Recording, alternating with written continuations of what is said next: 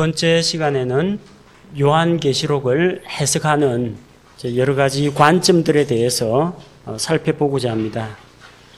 기본적으로 성경을 해석하는 우리 근본주의 성경 해석 방법은 문자적 해석, 역사적 해석, 문법적 해석, 이 세 가지를 중점적으로 다루고 있습니다. 문자적 해석이란 무엇을 말하느냐? 성경 본문의 문맥에 맞추어서 문자 그대로, 글자 그대로 의미를 취하는 방식입니다. 이것은 성경 말씀을 문자 그대로 받아들여도 아무런 문제가 없다. 그럴 경우에는 새로운 의미를 찾거나 어떤 다른 신기한 묵상을 하려고 하기보다는 1차적으로 있는 그대로의 의미를 취하는 것이 옳다. 그런 입장입니다. 문자적 해석이라고 한다고 해서 모든 것을 기계적으로 문자적으로 해석하는 건 아닙니다. 예수님께서 나는 포도나무요. 예수님이 식물 인간입니까? 그러진 않죠. 예수님께서 나는 하나님의 어린 양이다. 예수님이 정말 털이 복술복술하게 달려있고 네 발로 기어다니는 어린 양이냐? 그건 아니죠. 성경 본문의 문맥에 맞추어서 문자 그대로 해석을 하라는 이야기입니다. 성경 말씀을 있는 그대로 받아들여도 문제가 없을 경우에는 글자 그대로 의미가 제일 우선한다는 겁니다. 그래서 하나님께서 여세 동안에 하늘과 땅과 바다와 그 가운데 있는 모든 것을 다 만드셨다. 그럼 여세 만에 만드신 겁니다. 그 여세는 그냥 성경에서 이야기하는 6일은 24시간씩 저녁이 되고 아침이 되니 24시간씩 6번을 이야기합니다. 6일이라는 것을 하루를 1000년으로 생각해서 6000년으로 해석한다든지 진화론자들의 주장하고 맞추기 위해서 하루를 10억 년으로 계산해서 60억 년 전에 지구를 만드셨다. 이런 해석을 하면 안 된다는 이야기예요. 왜 안 됩니까? 하나님께서 해와 달과 별을 만드신 게 몇째 날입니까? 몇째 날이에요? 창세기에서? 첫째 날에 빛을 만드셨잖아요. 그러면은 플러스 3 하시면 됩니다. 플러스 3. 넷째 날. 넷째 날. 예. 그리고 나서 하나님께서 풀과 식물들을 만드신 게 땅에서 풀과 식물들이 나게 하신 게 몇째 날이에요? 셋째 날이죠. 예. 그러면은 태양이 먼저 창조되었어요? 식물들이 먼저 창조됐어요? 식물이 태양보다 먼저, 식물이 먼저 창조됐습니다. 하루기 때문에 별 지장 없습니다. 하룻밤 자고 일어나면 암실에서 콩나물도 키우기 때문에. 근데 10억 년 동안 햇빛을 못 봤다. 식물이 살 수 있을 것 같아요? 없을 것 같아요? 하루가 10억 년이라며요. 그러면 셋째 날하고 넷째 날 사이가 10억 년이라는 건데 식물은 만들어놨는데 10억 년 동안에 햇빛이 태양은 10억 년 뒤에 나옵니다. 도저히 있을 수가 없죠. 식물이나 꽃들이 번식을 하려면 어떻게 합니까? 이 나비나 벌들이 와가지고 꽃가루 옮겨줘야 되지 않습니까? 그 몇째 날 나와요? 여섯째 날 나옵니다. 여섯째 날. 여섯째 날 육상에 있는 동물들, 다람쥐 같은 거나, 나비나 곤충이나 기어다니는 것들, 여섯째 날 나옵니다. 30억 년 뒤에나 꽃가루 바지를 할 수 있다는 이야기입니다. 그럼 식물들 다 죽죠. 멸종하죠. 그러면 어떻게 돼요? 지구상에 있는 이 동물하고 식물들은 다 어떻게 된 겁니까? 그렇게 10억 년씩으로 날짜를 늘려잡으니까 과학적인 진화론하고 맞춘다고 해서 그렇게 60억 년, 수십억 년, 쥐라기 이런 거 이야기하는데 맞아 들어가지를 않아요. 말이 되질 않는다는 거예요. 하나님이 6일이다 그러면 이건 6일인 줄 알면 됩니다. 거기에 더하고 빼고 곱하고 나누고 할 필요가 전혀 없습니다. 하나님께서 이스라엘 백성에게 나 주가 여섯 동안에 이렇게 창조하였다 이렇게 이야기하면 이스라엘 사람들이 뭘로 알아듣겠어요? 이스라엘 사람들이 그 당시에 뭐 수십억 년 이런 거 생각했겠어요? 사람이 알아들을 수 있는 언어로 말씀하신 거예요. 하나님이 이스라엘 사람들이 쓰는 그 시간 단위를 그대로 사용해서 이야기하신 겁니다. 자, 천년왕국. 요한계시록 20장에 천년왕국이 나옵니다. 이것은 글자 그대로 천년을 이야기합니다. 천년왕국이라는 것이 무수히 긴, 아주 긴 시간대를 이야기하는 것이 아닙니다. 천년왕국은 1년, 2년, 10년, 100년 해서 정확하게 999년, 1000년 그렇게 돼야 천년왕국이에요. 상징이 아닙니다. 어떤 사람들은 천년왕국은 없다. 그냥 내가 예수님을 믿으면 죄의 권세에서 마귀의 권세에서 벗어나고 예수 이름으로 명하노니 마귀는 결박될지어다 하면 내가 마귀를 결박하면 마귀가 결박된 그 기간이 천년 왕국이다. 그래서 지금은 마귀는 결박당해 있고 믿는 자들은 그리스도 안에서 죄의 종에서 벗어나서 생명 안에서 왕노릇하고 있기 때문에 지금이 천년왕국이다. 이걸 천년왕국을 엉뚱하게 영적이지만 어떤 사람 들으면 상당히 은혜가 된다고 합니다만 그런 식으로 해석하는 사람들이 있다는 거예요. 어떻게 천년왕국에 마귀가 결박되어 있다고 하는데 그러면은 베드로전서 5장에서 온 땅을 두루다니며 삼킬 자를 찾는 그 마귀는 뭐냐? 결박되어 있어야지 이게 왜 돌아다니느냐? 오늘날 마술, 강신술, 무당, 점치는 거 이거 다 도대체 누가 하는 거냐? 마귀들 장난 아닙니까? 마귀가 결박되어 있다며 왜 결박 안 되어 있습니까? 그러니까 대답하는 게 그거예요. 천년 동안 결박되어 있는 건 맞는데 결박되어 있는데 쇠사슬이 지구를 두 바퀴 감고 남는 긴 쇠사슬이다. 개는 묶어놨는데 개줄이 아주 길다는 이야기로 엉뚱한 이야기를 합니다. 로마 가톨릭이나 일부 개신교단에서 그렇게 가르치는 데가 있습니다. 천년왕국을 문자 그대로 믿지 않다 보니까 상징이나 비유나 영적인 해석을 하다 보니까 이런 오류를 범하게 되는 겁니다. 요한계시록 20장에서는 천년, 천년, 천년이란 말이 6번 반복되어 가지고 나옵니다. 숫자로 정확하게 그냥 천년입니다. 또 성경에서 하나님께서 이스라엘이라고 이야기하면 그건 그냥 이스라엘입니다. 이스라엘이 누굽니까? 야곱의 새로운 이름 아닙니까? 아브라함과 이삭과 야곱. 그 야곱에게서 난 12지파에서 나온 야곱에서 몸에서 나온 그 후손들이 이스라엘입니다. 이스라엘은 어디 있어요? 저기 중동 지방에 가면 있습니다. 팔레스틴 땅에 살고 있어요. 우리가 이스라엘 아닙니다. 뭐 자꾸 교회는 영적인 이스라엘이다. 믿는 자들이 영적인 이스라엘이다 하는데 성경에서 이스라엘 하면 그냥 이스라엘입니다. 이스라엘에게 뭐라고 했어요? 안식일을 지켜 거룩하게 하라고 했습니다. 그리스도인들 안식일 지킵니까? 토요일 날?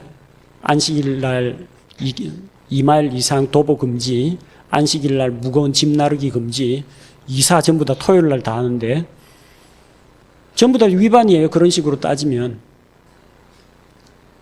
이스라엘은 이스라엘이고 교회는 교회입니다. 이스라엘 사람들은 전부 다 할례 받으라고 했잖아요. 크리스찬들이 할례 받습니까? 안 받습니다. 우리는 유대인이 아닙니다. 자, 하나님께서 이스라엘과 세운 거는 이스라엘이 지키면 되는 것이고 신약교회에 말씀하신 건 신약교회가 받아들이면 됩니다. 억지로 이스라엘을 영적으로 해석해가지고 우리 쪽에다 적용해서는 안 된다는 겁니다. 자, 두 번째는 이제 역사적 해석입니다. 자, 역사적이고 문화적인 성경 말씀을 역사적인 상황과 문화적인 배경을 고려해서 해석하는 방식을 말합니다. 그러기 위해서는 이게 참 이 말씀이 하나님께서 누구에게 하신 말씀인가 그걸 바로 알아야 됩니다. 이 말씀의 1차적인 수신자가 누구인지를 잘 알아야 됩니다. 나는 예비군 훈련 다 끝났는데 옆집 우편함에서 예비군 출석 통지서 받고 이거 왜 나한테 왔을까? 걱정할 필요 없습니다. 그거 나한테 온 거 아니에요. 그 옆집 거예요. 내가 뽑으면 안 되는 겁니다. 이 말씀이 세상 모든 사람에게 하시는 말씀인지 유대인에게 하시는 말씀인지 신약교회에 하시는 말씀인지 진리의 말씀을 바르게 나누는 그런 지혜가 필요합니다. 자, 마태복음에서 하늘의 왕국에 대해서 이야기합니다. 마가, 누가, 요한복음에서는 하나님의 왕국을 이야기합니다. 마태복음에서 이야기하는 하늘의 왕국이 뭡니까? 이스라엘 사람들의 조상인 아브라함에게 모세를 통하여 대언자들을 통하여 약속하신 바로 지상에 세워질 그 왕국입니다. 그러니까 이것은 유대인들을 들으라고 하시는 말씀인 거예요.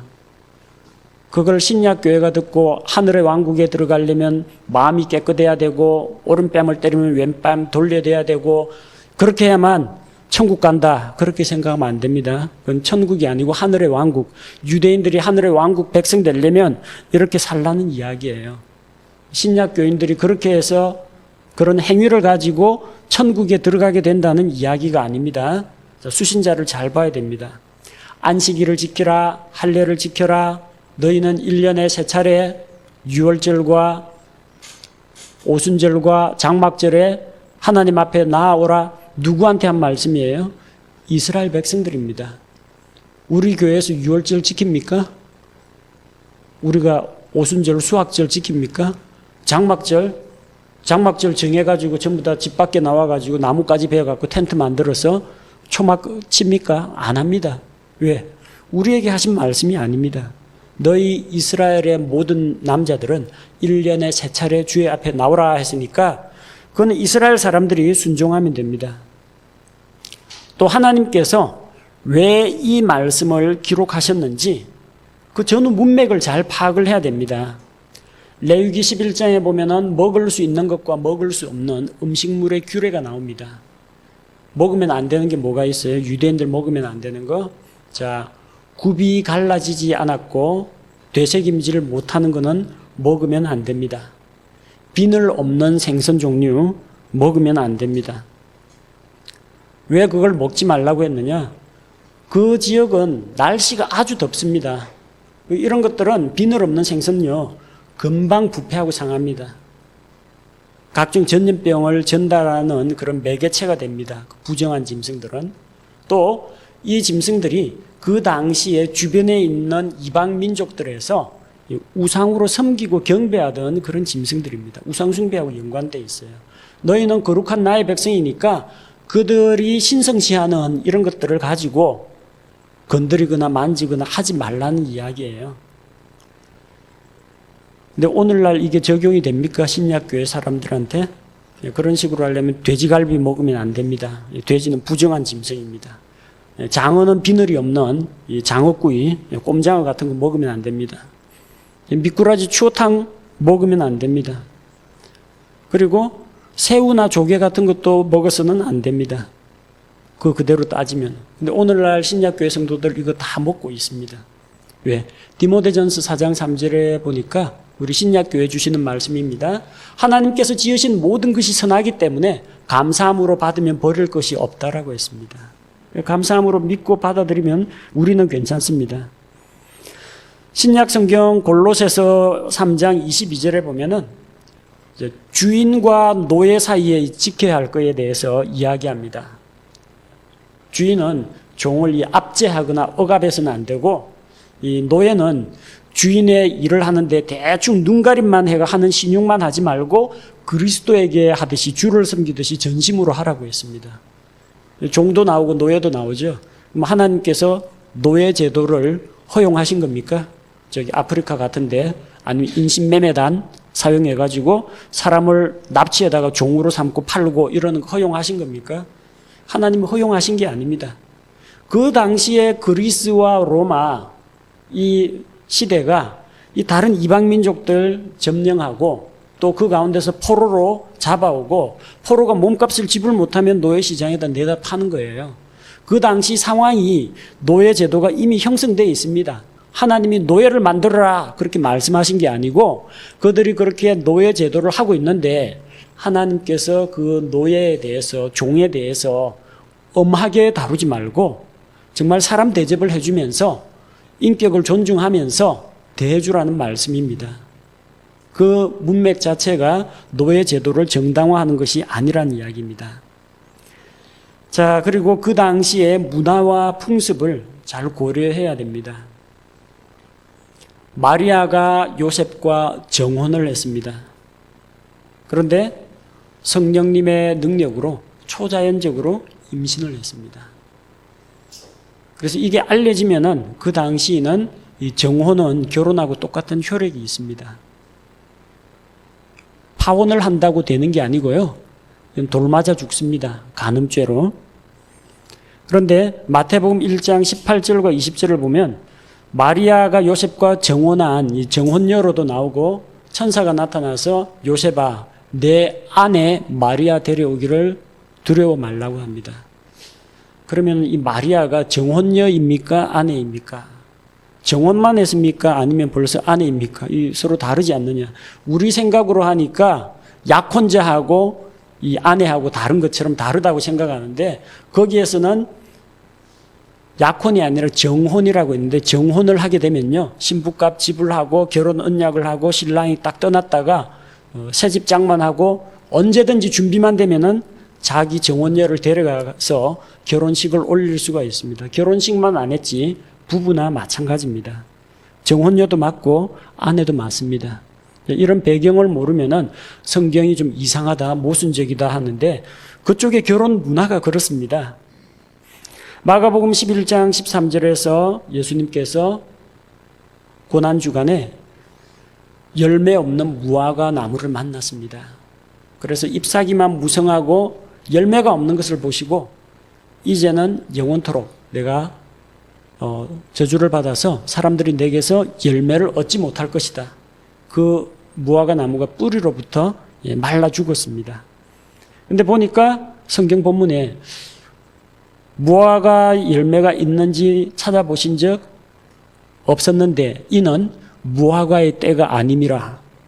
무화과의 때가 아닌데 왜 무화과를 찾고 계시냐. 제철도 아닌데 제철도 아닌 과실을 무화과 나무가 맺지 않았다고 예수님이 트집 잡아가지고 저주를 거셨다. 오해하는 사람이 있습니다. 무화과를 나타낸 단어는 이제 테에나란 단어하고 파괴란 단어가 서로 달라요. 무화과는요, 무화과의 때라는 것은 뭘 이야기하느냐면은 무화과는 1년에 5차례 열매를 맺습니다. 거기에서. 근데 처음에 6월절 즈음이 되면 요 도토리만한 게 나옵니다. 이 도토리만한 게 꼭 새앙쥐 코만한 게 이게 딱 나오는데 요 조그만 열매가 있어요. 요걸 따줘야만 그 다음에 큰 열매가 맺힙니다. 그래서 요거는 그냥 풀어놔요. 무화과 나무에서 나은 애들이 조그만 거 요거 간식 삼아서 따먹게 하고 가난한 자들이 요거 따먹게 하고 무화과 대량으로 농사 짓는 사람은 요거 작은 무화과 따주는 사람 품꾼을 고용해서 따줘야 됩니다. 안 따면요 나중에 큰 무화과가 안 열려요. 무화과의 때라는 건 뭘 이야기하느냐면 굵직굵직한 무화과가 열리는 걸 무화과의 때라고 합니다. 근데 6월쯤이면 아직 무화과의 때는 아니에요. 무화과의 때는 아니지만 뭐가 나와 있어야 돼요? 요 도토리만한 나무 열매가 달려 있어야 정상입니다. 이 도토리만한 열매가 없으면 그 해에는 그 나무 열매 못 맺는다는 이야기예요.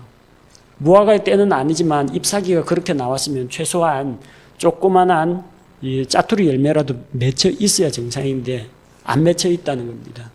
결국 이 유대인들이 예수님 3년 반 동안이나 사역을 했는데 전혀 변화가 없고 말씀을 들었지만 회심하지 않고 변화가 없는 회개의 열매가 없는 최소한 주님을 주님으로 인정하고 자기가 죄인인 건 인정을 해야 그 다음에 하나님 저의 죄를 용서해 주십시오 하고 이게 하나님께로 돌이킬 텐데 회개의 열매가 보이지 않으니까 이건 가만히 없다라는 거예요. 그 열매 없음에 대해서 책망한 겁니다. 그 당시에 어떤 이스라엘 팔레스틴의 지리, 문화, 경제, 산업, 직업, 풍속 이런 것들을 알고 있어야만 이 성경을 해석할 수가 있어요. 바로 이런 전후 맥락과 사회적, 시대적 분위기, 지리적인 여건 이런 걸 다 고려해서 해석하는 방식을 역사적 해석이라고 합니다.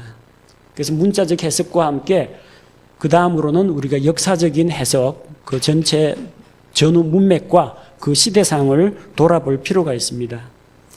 세 번째, 문법적인 해석이 되어야 합니다. 성경 말씀은 하나님께서 인간의 언어를 통해서 기록해 주신 것입니다.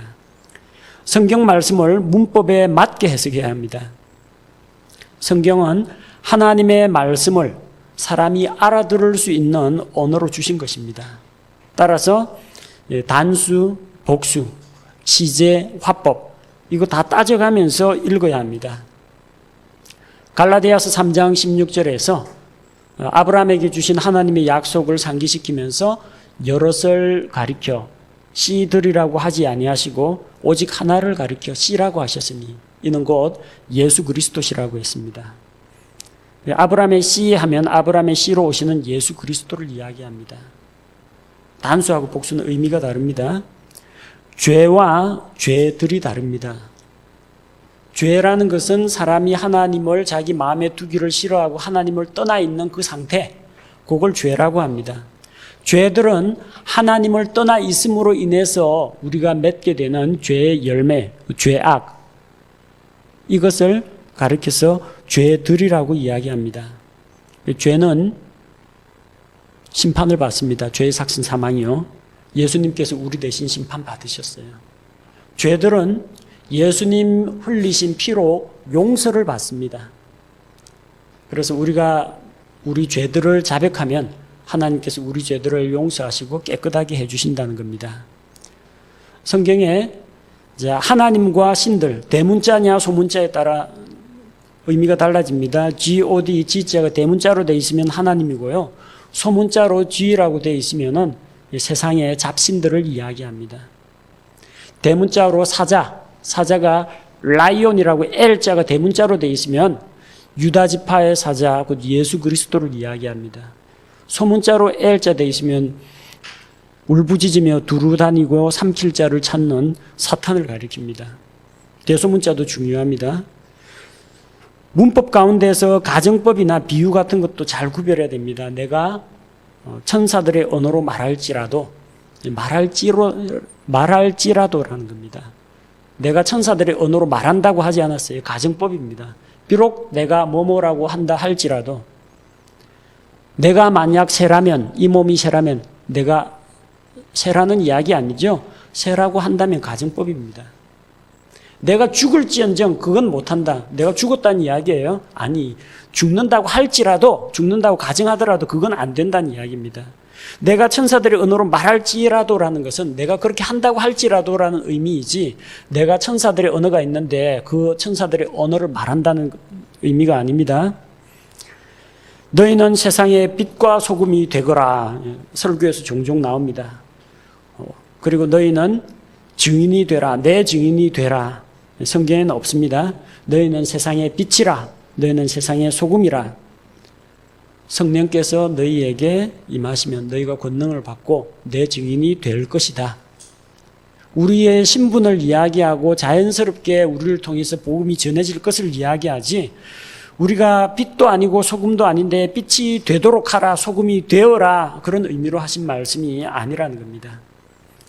마태복음 16장 18절, 너는 베드로라. 내가 이 반석 위에 내 교회를 세우리니. 이 베드로가 누구냐? 로마 가톨릭에서는 예수 그리스도께서 베드로에게 베드로 위에 교회를 세우셨기 때문에 사도의 정통성을 가지고 있는 사도적인 교회는 로마 가톨릭 교회라고 이야기합니다. 그러나 베드로는 페트로스고요. 반석은 페트라입니다. 페트로스는 돌멩이입니다. 돌멩이 위에는 집을 못 짓습니다. 돌멩이를 그냥 발로 뻥 걷어 차버리면 날아가는 조그마한 돌멩이입니다. 반석은 거대한 안반층을 이야기합니다. 여기 기초공사해가지고 땅 뚫고 기둥 세우고 건물을 지을 수가 있습니다. 베드로는 남성 명사고 반석은 여성 명사입니다. 그러니까 이 반석은 결코 베드로가 될 수 없다는 거죠. 시편의 말씀에 의하면 우리 하나님 이외에 누가 반석이시리요. 고린도전서 10장 4절에서 그들이 다 영적인 반석으로부터 마셨으며 그 반석은 그리스도시니라. 이 반석은 예수 그리스도입니다. 예수 그리스도 위에 교회가 세워져 있지 베드로라는 일개 개인 위에 교회를 세우지는 않으신다는 겁니다. 자, 그다음 비유적 상징적 해석이 있는데, 근본주의 우리 성경 해석 방식은 문자적 해석, 역사적 해석, 문법적 해석 이 세 가지를 말한다고 했어요. 그러나 비유나 상징은 그럼 해석을 안 하느냐? 비유로 말씀했으면 비유를 해석을 해야 됩니다. 상징으로 이야기했으면 상징적 해석을 합니다. 그러나 무턱대고 덮어놓고 영해를 하는 것은 잘못됐다는 겁니다. 비유가 무엇입니까? 하늘에 속한 진리를 인간이 알아들을 수 있는 땅의 것으로 설명하는 것을 비유라고 합니다. 언제 비유 해석을 하느냐? 하나님께서 비유다라고 말씀하시는 경우, 예수님께서 이 비유로 말씀하시되 다시 비유를 들어 저희에게 이르시니, 이 성경에 분명히 비유라고 나와 있으면 그건 비유로 받아야 됩니다. 글자 그대로 읽으면 안 됩니다. 또 문자 그대로 읽어서 이해가 안 되는 경우, 나는 참 포도나무요. 예수님을 뿌리와 잎사귀가 달려있는 식물로 보면 안 되겠죠? 이건 비유입니다. 또 해당 구절 자체에서 비유라는 것을 보여주는 경우입니다. 요한계시록에는 비유나 상징이 상당히 많이 나옵니다. 비유나 상징이라고 해서 실체가 없는 헛것이란 이야기는 아닙니다. 비유는 뭘 비유라고 합니까? 어떤 실체가 있는데 그 실체를 다른 것에 빗대어서 이야기하니까 비유라고 하죠.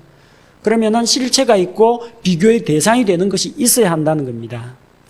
요한계시록 1장 10절에서 사도 요한이 주의 날에 소리를 들었어요. 내 뒤에서 나팔 소리 같은 큰 음성을 들었어요. 나팔 소리 같은, 나팔 소리는 비유입니다. 나팔이 울렸다는 게 아닙니다. 나팔 소리와 같은 소리가 들렸어요. 그런데 실체는 뭘 들었어요? 나팔 연주하는 소리를 들은 게 아니고요. 뭘 들었어요? 큰 음성을 들었어요. 그 큰 음성이 나팔처럼 트럼펫처럼 웅장하게 힘있게 울리기 때문에 그걸 가리켜서 나팔 소리 같은 음성이라는 겁니다. 이게 비유로 해석해가지고 나팔 소리라는 것은 이거 영적인 승리를 말한다 이런 식으로 영예를 해서는 안 되고 실체가 있다는 겁니다. 실체는 주의 음성입니다. 큰 음성. 근데 그 큰 음성을 무엇에 빗대어서 말하느냐? 나팔 소리. 이렇게 해석하는 것은 전혀 무리가 없다는 겁니다.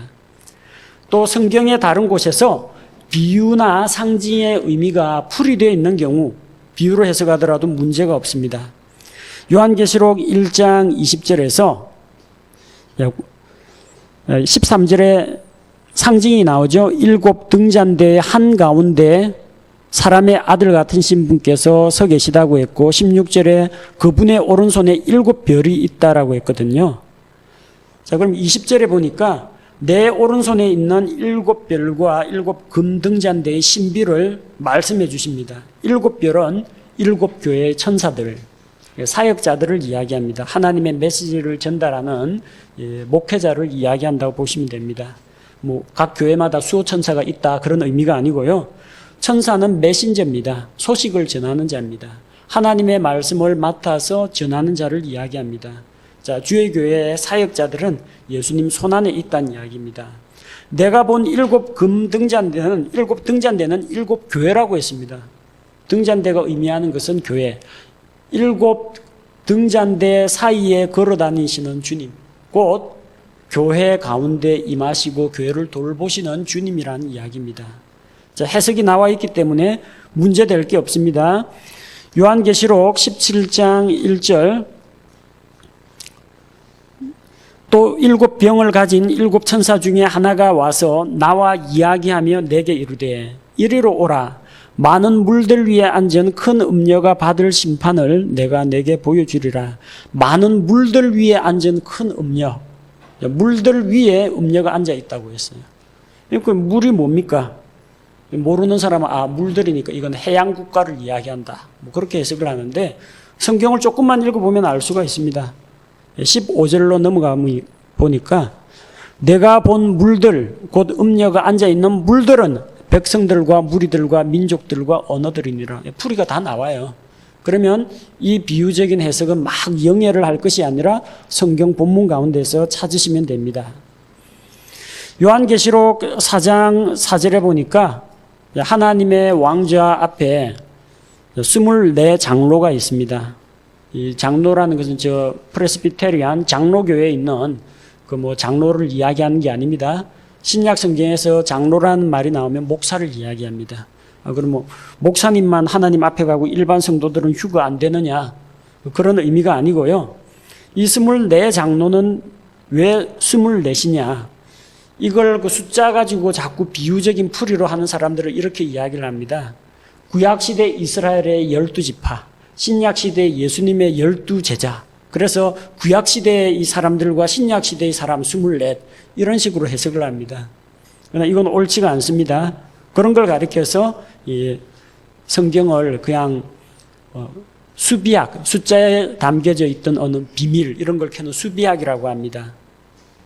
그래서 3은 삼위일체의 숫자이고 4는 동서남북 세상을 이야기하고 5는 사탄의 수이고 6은 불완전수고 7은 완전수고 12는 3 곱하기 4이기 때문에 이거는 12는 성도들의 숫자고 이런 식으로 풀이하는데 우리는 그런 수비학을 믿지 않습니다. 이런 성경에 그 답이 나옵니다. 역대기상 24장 4절에 보니까 아론의 자손 가운데에서 제사장이 되는 엘르아살과 이다말, 나답과 아비후는 이상한 불을 들이다가 타 죽었잖아요. 아들 넷 가운데 둘이 남았어요. 엘르아살 계열과 이다말 계열 숫자가 16명, 8명 각각 이렇게 됩니다. 둘 합치면 24명이 됩니다. 그래서 이스라엘 제사장 반차를 따라 섬기는 제사장 총 집합시키면 24명이 모입니다. 이 사람들이 각기 자기 차례를 따라서 자기 순번이 되면 들어가서 성소의 일을 섬깁니다. 제사장 다 모으면 24명이에요. 신약시대의 제사장이 누구예요?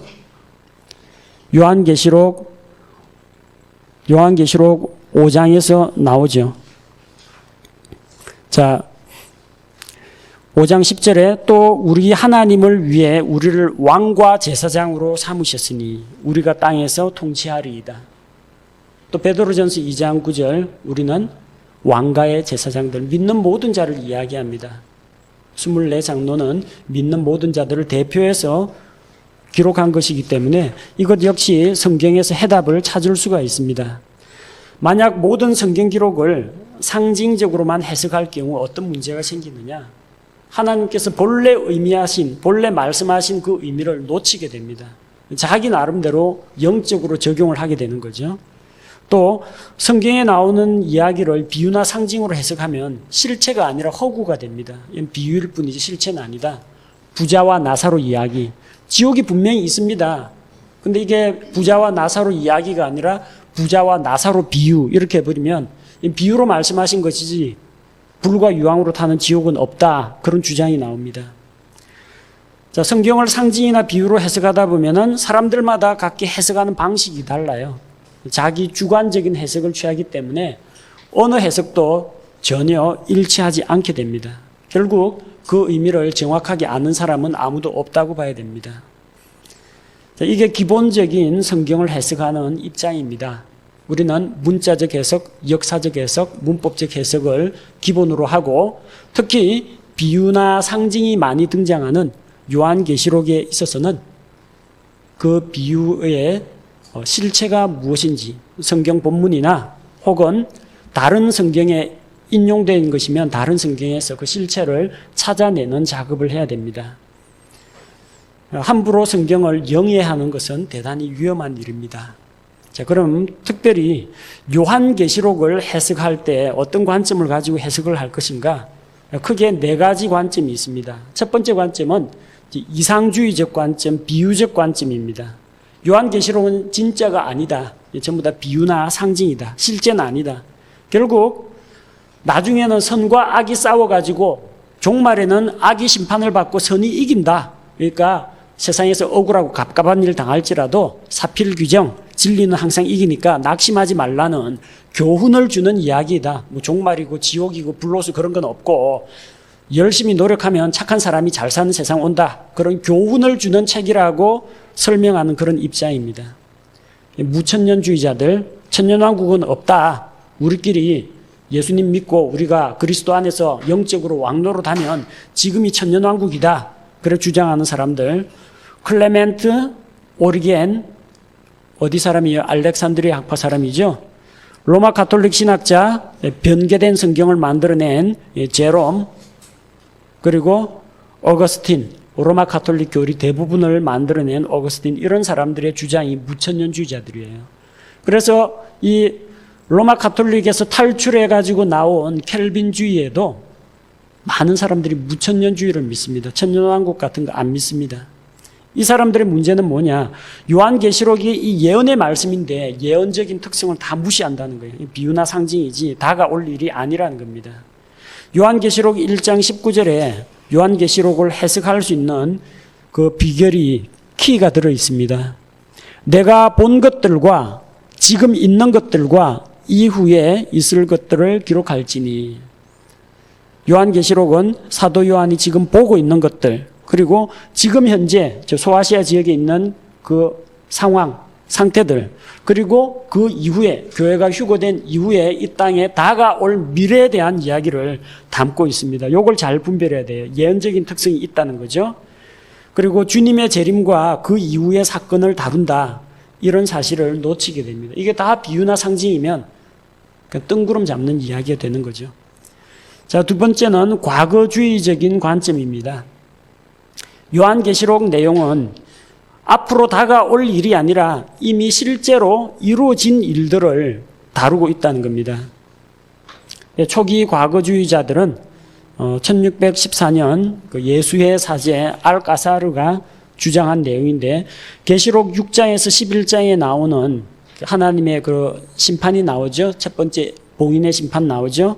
그 심판은 초대교회 시대에 유대인들이 그 이방인들에게 패배하며 그리고 로마의 압제를 당하며 모진 고문과 형벌을 받던 그런 시기라고 이제 주장하는 겁니다. 그게 아주 그럴싸하게 잘 먹힙니다. 왜냐하면 요한계시록 6장에 보니까 6장 8절에 창백한 말이 나오고 그 위에 탄 자가 사망이죠. 지옥이 따라다닙니다. 그들이 땅의 4분의 1을 다스릴 권능을 받아 칼과 굶주림과 사망과 땅의 짐승들로 죽이더라. 뭐 떠오릅니까? 뭐 떠올라요? 로마에서 그리스도인들, 기독교인들 박해할 때 사용한 수법들 아닙니까? 먹을 거 안 주고 불태워 죽이고 원형 경기장에 검투사나 사자 우리 속에 던져 넣어가지고 짐승들 밥이 되게 하는 거, 땅의 짐승들. 그러니까 이건 로마 황제가 핍박한 그 옛날 이야기이지 장차 이 적그리스도가 뭐 나타나고 이런 거하고는 관계없다라고 보는 입장입니다. 다 지나갔다는 이야기예요. 그리고 17세기 이후 현대 이 과거주의자들은 뭘 주장하느냐? 계시록 4장에서 11장까지는 교회와 유대교 사이에서 일어나는 그런 갈등을 다루고 있고, 또 12장에서 19장은 이교도와의 이런 투쟁사, 그리고 20장에서 22장 저생명 시냇강가에서 뭐 복락을 누리면서 산다, 이거는 교회가 오늘날 쟁취한 승리. 그 당시에는 로마 가톨릭이 거의 세계를 지배하다시피 했죠. 교황권이 득세를 했었죠. 그러다 보니까 오늘날 이 교회가 이룩한 승리를 다루고 있다. 그러니까 이거는 지금까지 다 성취가 되었다. 그렇게 해석하는 입장입니다. 이것 역시 요한계시록이 예언이라는 성격을 무시하고 있습니다. 또 요한계시록 4장에서 19장까지 기간이 얼마가 되느냐면요, 환란기죠. 환란기니까 7년입니다. 그 7년의 짧은 기간에 이루어지는 사건을 다루고 있지, 그들이 이야기하는 뭐 천몇백 년 동안 중세 로마 가톨릭의 지배 뭐 수백 년 동안 이런 이야기는 아니라는 겁니다. 짧은 기간 동안에 일어날 일들입니다. 자, 세 번째는 지속적 역사론적 관점입니다. 이거는 요한계시록 처음부터 끝까지가 전체 교회의 역사라는 개념입니다. 그래서 계시록은 예루살렘의 파괴, 로마가 쳐들어와 가지고 유대 예루살렘 성 함락시키고 돌 하나도 돌 위에 남지 않게 다 무너뜨리고 유대인들이 이제 뿔뿔이 흩어져 가지고 도망다니고 뭐 이런 일들 예언을 포함하고 있고, 또 그런 그리스도인들에 대해서 로마의 이교도 황제들이 믿는 자들을 핍박하는 내용, 그러다가 기독교 황제들, 흔히 말하는 이제 콘스탄틴 대제, 기독교 황제들 치하에서 행복한 시대를 누리고 있는 가톨릭적인 해석이죠. 그런 예언을 담고 있다. 그렇게 해석을 합니다. 그리고 계시록은 진정한 적그리스도라고 할 수 있는 로마 교황들의 폭정과 학대에 대한 예언을 담고 있고, 이 교황 제도가 무너짐을 예언한다. 13세기에 요아킴이라는 사람이 주장했는데, 이걸 로마 가톨릭을 미워하는 종교개혁자들이 그걸 받아들였어요.